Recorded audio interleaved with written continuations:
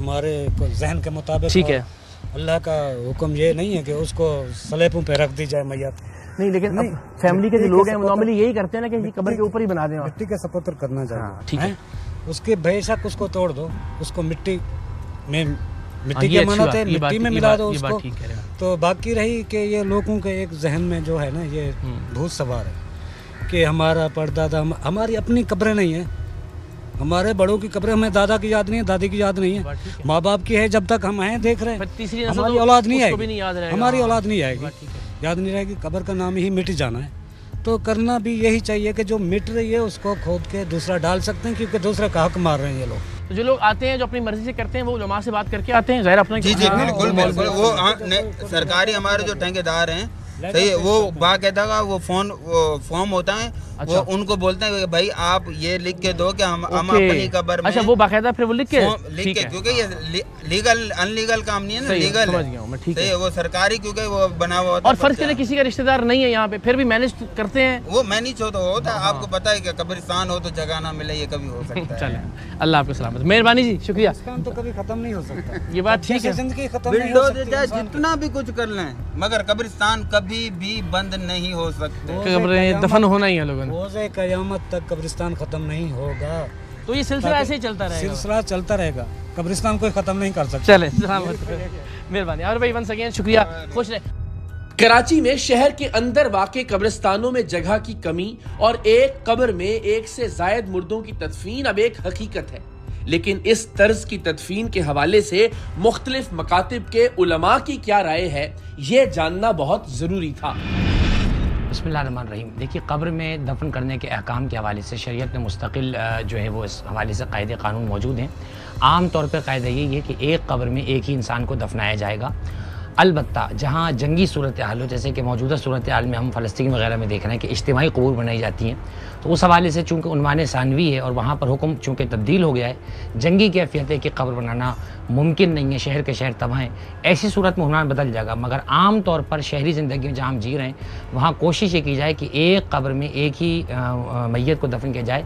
एक से ज़ायद मैयत को एक वक्त में कई एक ही कब्र में दफन करना जो है वो जायज़ नहीं होगा और ऐसा करना खिलाफ शरीयत होगा। कब्र के ऊपर कब्र बनाना, फ्लोर बनाना, तो बहरहाल ये यूँ समझ लें कि जो कब्र के तकाज़े हैं या इंसान को दफनाने के तकाज़े हैं उसके ख़िलाफ़ है। मिसाल के तौर पर कहीं पर खुदा न खास, देखिए बिल्डिंगें गिरी जाती हैं ना, बाज़ औक़ात अल्लाह ना करे गिर जाती हैं, हमें ख़बरें भी आती हैं कि फ़लाँ बिल्डिंग जो है वो ज़मीन बोस हो गई।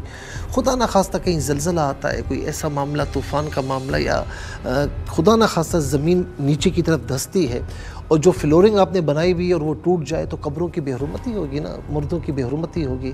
तो वो चीज़ जो इंसानी हुर्मत के ख़िलाफ़ हो या मुसलमान की हुर्मत के ख़िलाफ़ हो तो उसके ख़िलाफ़ वो कदम नहीं उठाना चाहिए। एक ही फैमिली के मुख्तलिफ अफराद को एक ही कब्र में दफनाने का ये जो रिवाज सा चल पड़ा है, याद रखें कि शरीयत इस्लामिया में इसका कोई ख़ास तसव्वुर नहीं है। कब्रों को मुख्तलिफ फ्लोर्स के अंदर तब्दील करना, यानी कई मंजिला कब्रें बनाना, ये शरअन जायज़ नहीं है। इकरारुल हसन भाई और जिस तरीके से सरेआम की टीम मुख्तलिफ इशूज़ पर, चाहे समाजी हों, कौमी इशूज़ हों, माशी इशूज़ हों, जिस तरीके से इस पर बेहतरीन और सेहतमंद प्रोग्राम्स एक इतदाल में रहते हुए मुनक़िद करते हैं, यकीनन ये लायक़ तहसीन है। और मैं समझता हूँ कि इस प्रोग्राम्स को आला सतह पर इस हवाले से भी लेना चाहिए कि इसमें जो गुजारिशात उलमा की एक्सपर्टीज़ की आती हैं उसको लेकर ग्राउंड पर उनको इम्प्लीमेंट कराने के लिए बहरहाल जो गवर्नमेंट की मशीनरी है उसको आगे आना पड़ेगा। सरेआम की टीम इस हवाले से लायक़ सताइश है कि इतने अहम मौजू पे जो शरई मौजू है और इसका हमारी आखिरत से, दुनिया से, दोनों से ताल्लुक़ है,